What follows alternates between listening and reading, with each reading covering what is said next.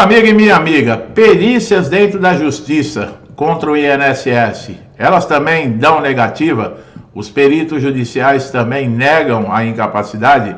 Olha só que assunto importante que nós vamos tratar aqui e é de interesse de todo mundo, tá? Quem recebe benefício de incapacidade, fique atento a essas informações, porque amanhã pode ser você que vai estar numa condição como essa.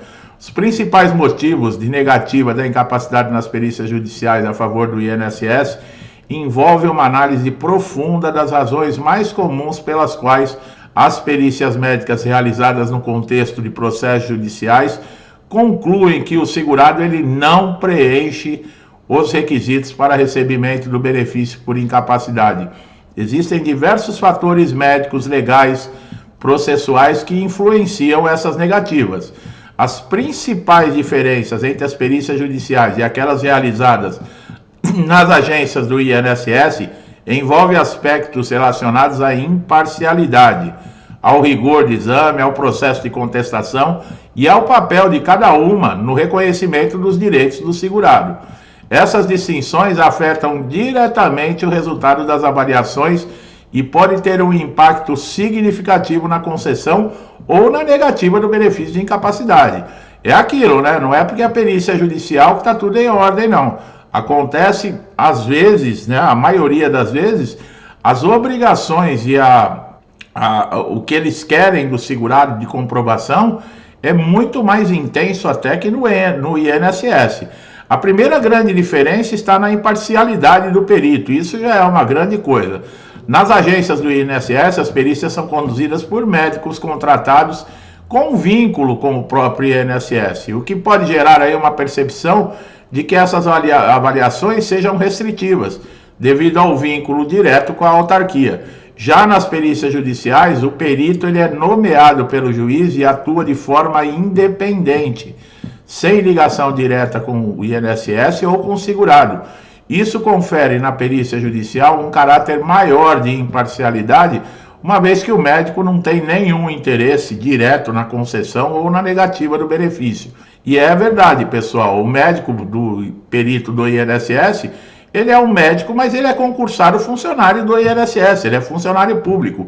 E agora, como vocês viram, o perito judicial, ele é nomeado pelo juiz, ele não tem vínculo nem com o INSS nem com a justiça, para vocês terem uma ideia, ele é independente. Aí, por exemplo, você recebe uma negativa dentro do INSS, numa perícia, você está incapacitado, tem toda a documentação e você recebe uma negativa. Qual é o primeiro pensamento do segurado? O perito ganha para negar. Exatamente isso. E na justiça, quando acontece uma negativa, qual que é? Será que ele ganha da justiça para negar? Mas ele não tem vínculo, ele não tem interesse nenhum. Como é que pode? Outro ponto importante é o rigor e a profundidade das análises. As perícias realizadas nas agências do INSS, elas costumam ser mais rápidas e menos detalhadas. Olha lá, ó. O grande volume dos casos que os médicos peritos precisam atender diariamente. Então, elas são mais rápidas e também têm menos detalhes. Agora, já as perícias judiciais tendem a ser mais aprofundadas, com uma análise mais extensa dos documentos médicos, de exames históricos de saúde do segurado. O perito judicial também tem mais tempo para elaborar um laudo minucioso, já que está vinculado a um processo judicial específico e sua avaliação pode ser determinante no desfecho desse caso. É o que eu falei. A perícia judicial ela exige muito mais. No contexto de perícias judiciais, há uma maior também transparência no processo. Isso conta demais, pessoal. O laudo pericial ele é apresentado ao juiz e às partes envolvidas, e tanto o segurado como o INSS também têm a oportunidade de contestar, de questionar o resultado da perícia. Se houver divergência, as partes podem aí solicitar inclusive um novo exame. Eu já vi juiz pedindo 2, 3 perícias para realização de uma nova perícia, caso você não concorde. Nas perícias administrativas do INSS, a contestação da decisão ela é mais limitada, sendo possível apenas por meio de um recurso administrativo dentro do próprio INSS, o que muitas vezes gera uma sensação de falta de neutralidade. Por quê? Porque você não tem muitos recursos. E outra, você não tem nem direito à defesa, porque o INSS, se ele não reconhece a incapacidade e você está recebendo um benefício, ele cessa. Ele não dá um tempo para você responder ao motivo. Por exemplo, eu estou negando a incapacidade porque o documento não está sendo claro. Você tem tantos dias para apresentar um documento que demonstre isso e você continua com o benefício ativo. Não acontece isso, quer dizer, você não tem direito à defesa.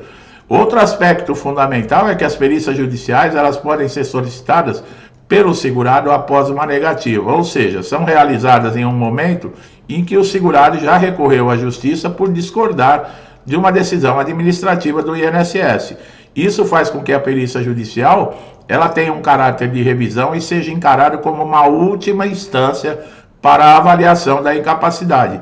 Nas agências, a perícia é uma etapa obrigatória no processo de solicitação de um benefício e ela ocorre antes de qualquer contestação formal, o que coloca o segurado em uma posição de dependência inicial da decisão administrativa. A influência do resultado, por exemplo, da perícia num processo é outra diferença importante. Nas agências do INSS, o laudo ele é determinante para a concessão ou negativa do benefício, sendo a palavra final na decisão administrativa do perito. Já no âmbito judicial, o laudo pericial ele é uma peça essencial, mas não é vinculativa, ou seja, o juiz pode, em alguns casos, decidir de forma diferente do que foi recomendado pelo perito, levando em conta outros elementos no processo. Isso confere ao segurado uma chance maior de ter o seu caso analisado de forma ampla e justa. Olha aí, ó.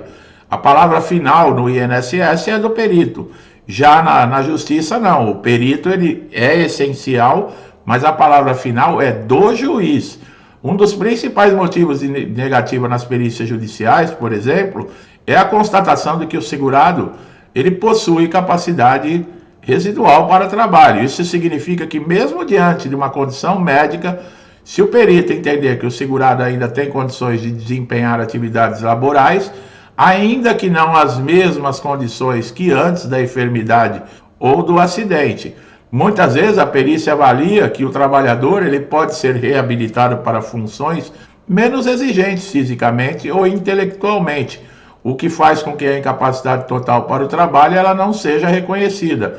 Outro motivo frequente de negativa é a falta de documentação médica adequada que comprove a incapacidade. Embora o segurado possa relatar dores, limitações, a perícia judicial ela exige a apresentação de exames, laudos, que demonstram de forma objetiva a gravidade da condição.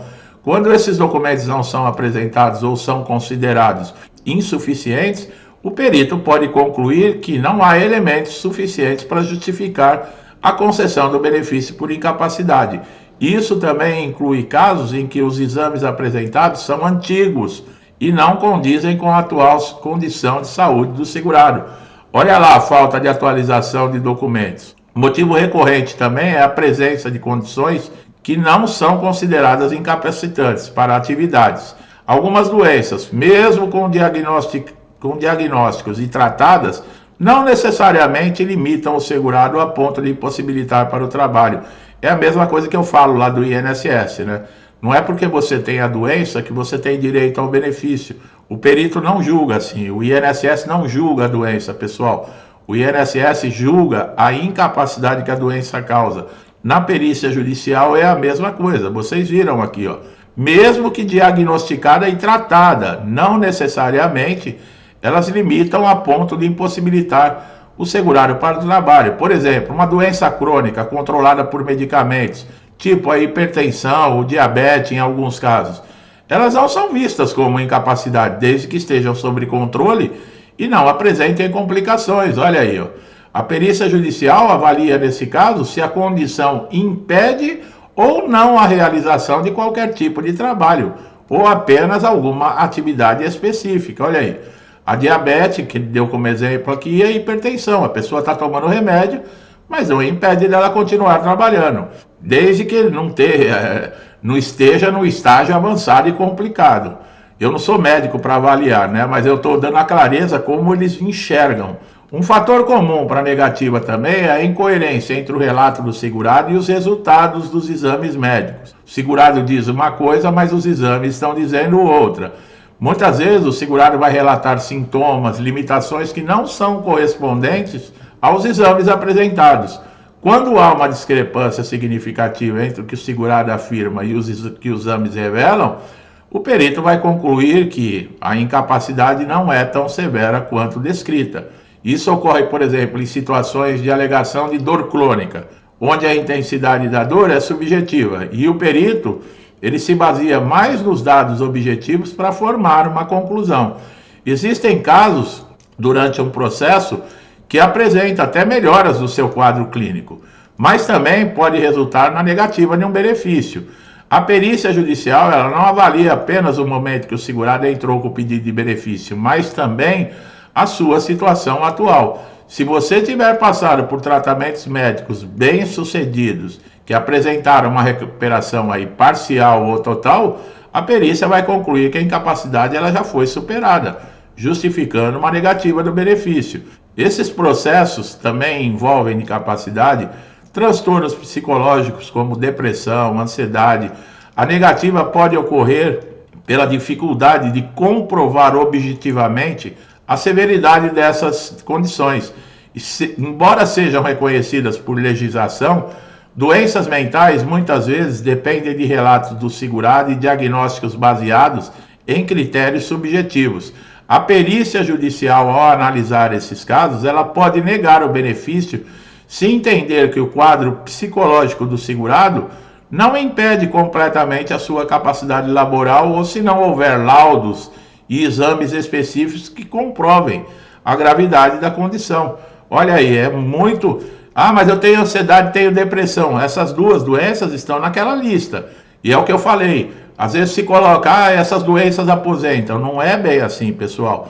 Mesmo aquela lista daquelas 27 doenças que nós temos vídeo, que elas são reconhecidas pelo INSS e pela Justiça, a depressão e a ansiedade estão lá, mas elas não garantem um benefício. Outra razão importante para negativas das perícias judiciais é quando a incapacidade ela é considerada parcial. Olha aí, o perito recomenda que o segurado seja reabilitado por uma outra função. Em vez de conceder o benefício por incapacidade total, a perícia pode sugerir que o segurado realize um processo de reabilitação que permite o retorno ao trabalho, ao mercado de trabalho em uma nova função compatível com as suas limitações. Nesse caso, o INSS concede o benefício de incapacidade, já que há possibilidade de retorno. Outro motivo também é a incapacidade não estar presente na data de início da doença alegada pelo segurado. O perito judicial pode verificar que no momento em que o segurado entrou com o pedido ou com a ação judicial, ele não apresentava a incapacidade total ou permanente. Isso significa, embora a doença esteja presente, ela não gerou a incapacidade alegada no início do processo, levando à negativa. Olha lá, ó. Em muitos casos, a divergência entre laudos médicos apresentados por médicos particulares, exames realizados por peritos judiciais, o segurado, ao entrar com o processo, muitas vezes apresenta laudos de profissionais particulares que confirmam a sua incapacidade. Conseguir laudos de incapacidade, por exemplo, no sistema de saúde, no SUS, pode ser um processo desafiador para muitos segurados. A primeira grande dificuldade está relacionada à alta demanda e à falta de estrutura do sistema. O SUS atende milhões de pessoas diariamente.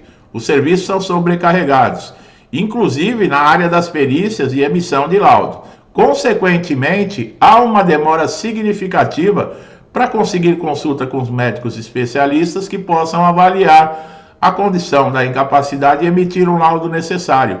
Muitos segurados enfrentam filas de espera para agendar consulta, o que atrasa o processo de solicitação dos benefícios por incapacidade. Outro problema é a falta de especialistas no SUS em determinadas áreas de saúde. Dependendo da patologia ou a condição do segurado, é necessário um laudo de especialista específico, como neurologista, reumatologista, psiquiatra. No entanto, a escassez desses médicos especializados no SUS, especialmente em regiões mais afastadas ou menos desenvolvidas. Esse déficit profissional dificulta o acesso a laudos adequados, principalmente para segurados com doenças raras, condições de saúde complexas que exigem diagnóstico detalhado. A falta de tempo nas consultas também afeta a obtenção de laudos de incapacidade. Os médicos do SUS, devido à sobrecarga de pacientes, têm um tempo muito limitado para cada consulta, o que dificulta uma avaliação completa, aprofundada do segurado. Muitas vezes, o laudo fornecido ele é superficial, insuficiente para comprovar a incapacidade para o INSS ou uma eventual ação judicial. A falta de informações detalhadas pode levar à negativa do benefício, forçando o segurado a buscar novas consultas ou recorrer à justiça e prolongando ainda mais o processo. A falta de uniformidade nos critérios de incapacidade adotada por diferentes médicos do SUS também. Como o sistema é vasto e conta com profissionais de diversas regiões e formações, não há um padrão claro de como os laudos devem ser emitidos ou de como os médicos devem avaliar a incapacidade. Isso pode levar a laudos conflitantes ou inadequados, prejudicando o segurado no momento de requerer o benefício. Além disso, os médicos não possuem treinamento específico sobre requisitos exigidos pelo INSS para a concessão de benefícios, o que resulta em laudos que não atendem às exigências da autarquia. A dificuldade para se obter exames complementares também é um obstáculo significativo.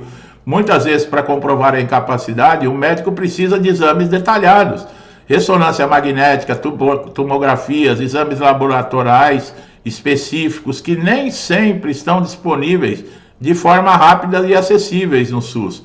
A demora para a realização desses exames pode postergar ainda mais a emissão de laudos, impedindo que o segurado apresente prova suficiente da sua condição de saúde. Em alguns casos, o próprio médico se vê impossibilitado de concluir um laudo sem os resultados desses exames, criando um ciclo de atrasos. Por fim, a falta de clareza, comunicação entre o segurado e o sistema de saúde. Muitos segurados não sabem exatamente o tipo de laudo que precisam ou quais informações devem constar no documento para que seja aceito no INSS. Além disso, os médicos do SUS nem sempre têm tempo e conhecimento suficiente para as exigências burocráticas do INSS, para orientar adequadamente os pacientes. Essa falta de orientação clara pode resultar em laudos incompletos, mal elaborados, o que compromete o acesso aos seus direitos previdenciários. Ele exige que retorne várias vezes, por exemplo, criando mais dificuldade, frustração, e os peritos, no caso da perícia judicial, que são independentes, eles também podem discordar desses laudos e considerar que o segurado está apto ao trabalho. A divergência entre essas avaliações pode resultar na negativa do benefício. Olha como é complicado, pessoal. É o que eu falei, vale muito a pena você assistir um conteúdo como esse. Quanta gente aí já não foi no SUS tentar pegar um laudo? Vocês viram a exigência, deve ser um laudo de especialistas. Tem que ter informações específicas com relação à doença e o que essa incapacidade está causando na sua profissão. Você, por exemplo, é um torneiro mecânico. Você está incapacitado, o médico tem que colocar lá. No caso da função de torneiro mecânico, a incapacidade está afetando o manuseio da peça, da ferramenta. Um motorista de caminhão que está com problema de coluna, ele tem que colocar específico, tem que ter detalhado, porque senão não atende os requisitos, nem com o perito do INSS e muito menos com o perito judicial. Então, como a gente sempre reforça, documentação é uma grande parte que você tem que ter responsabilidade para você conseguir a aprovação numa perícia médica, o reconhecimento de uma incapacidade. Informações como essa valem ouro, pessoal. Muita gente começa a assistir o vídeo, sai e não presta atenção. Você que está até o final agora, você já sabe, você pode até entrar no SUS, mas você vai passar também por todas essas dificuldades. Falta de especialista, falta de exames em tempo hábil. Existem diversas coisas, como se comportar na frente de um perito judicial. É o que eu falei, a justiça não garante nada. Do mesmo jeito que você está sendo avaliado dentro do INSS, você vai ser avaliado na justiça. Então, presta bastante atenção, aproveite todos os conteúdos que nós temos aqui no canal, principalmente você que está chegando a primeira vez, tá? Sejam bem-vindos. Eu espero que eu tenha trazido aqui um esclarecimento, tirado dúvidas, mostrado como funciona esses processos, tanto de perícia dentro do INSS, na Justiça, como é irrelevante você saber dessas informações. Gostou do meu trabalho? Não deixa de dar um like, tá? Vai fortalecer bastante. Se você ainda não é inscrito no canal, se inscreva, ative o sininho de notificação para sempre estar recebendo conteúdos atualizados, relevantes como esse aqui. Você não paga nada, você pode assistir os vídeos quantas vezes você quiser, está tudo à sua disposição. Então se inscreva agora e ative o sininho para todas as notificações, tá bom? Meu amigo e minha amiga, muitos comigo já há muito tempo, alguns já estão desde o início do canal. Meu muito obrigado, que Deus abençoe a vida, a casa, a família de vocês, com muita paz, saúde, prosperidade, alegria, amor, tudo de bom, tá? Tudo que eu desejo para mim e para minha família, eu lhes desejo em dobro. Eu deixo aqui meu forte abraço e até os próximos vídeos.